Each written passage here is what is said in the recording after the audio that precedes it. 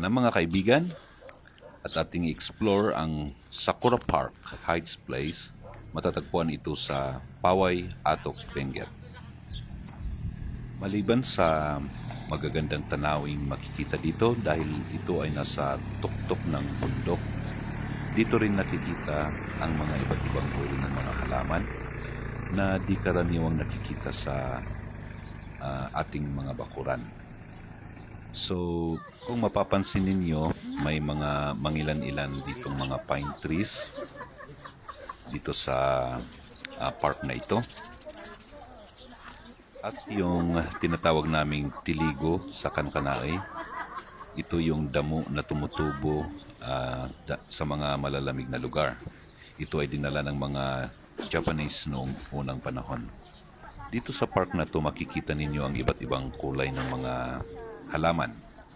May mga puti, violet, yellow, green, at iba't iba pa.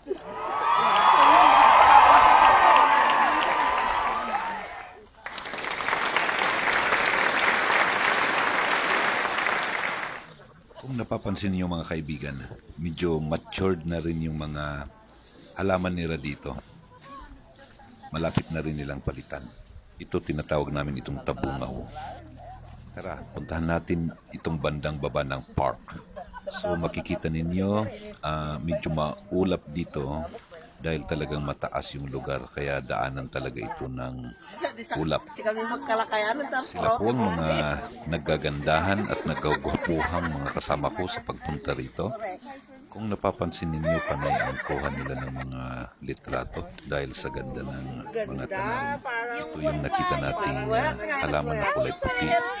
Yung sa taas, hindi po may abuyan or may kulay, kundi talagang yun ang natural color niya. Puti po talaga yan. Puti ang dahon, tangkay at bulaklak ng halamang ito. Hindi po yan yung tinatawag na frostbite dahil umaaraw ngayon dito. Punta naman tayo dito sa isang uri ng halaman nila dito na may kombinasyon ang kulay na green at white, may pagka-yellowish din. Mas ma-appreciate nyo ito pag makita nyo in person. Mas makikita nyo talaga yung kagandahan ng halaman na ito.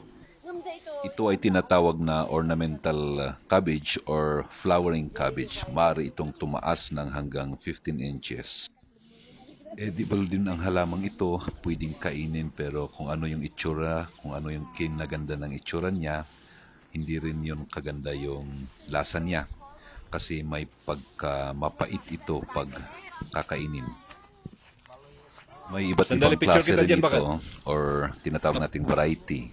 So ito yung isang klase ng flowering cabbage or ornamental cabbage. Mapapansin niyo iba rin yung kulay. So parehas lang po sa naunang pinakita ko sa inyo, magkakaiba lang yung kulay nila. Hello ka naman ka.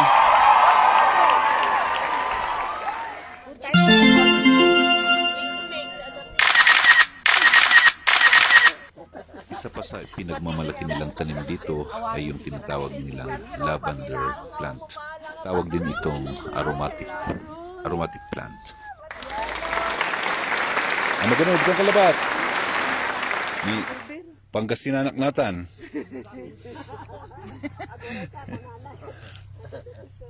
Magano.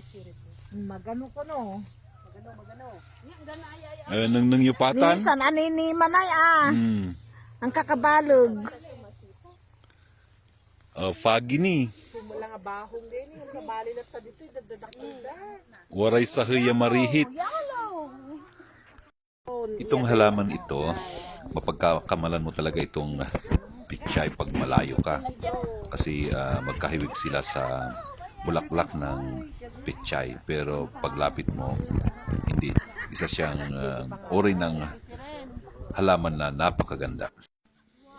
Makikita din natin sa park na ito yung tinatawag nilang Hobbit House. So hindi mo na kailangang magbiyahe papuntang New Zealand para makakita ng isang Hobbit House. Pwede po tayong pumasok sa loob, tingnan kung ano yung nasa loob. Napapaligiran din ito ng magaganda at makukulay na mga halaman. Goal! Parang yun na ni Kumari Gina na flowers. Ayan po mga kaibigan, at sana nagustuhan ninyo. Sana sa darating na araw ay makapunta rin kayo dito sa park na ito para makita ninyo yung tunay na ganda ng Sakura Park.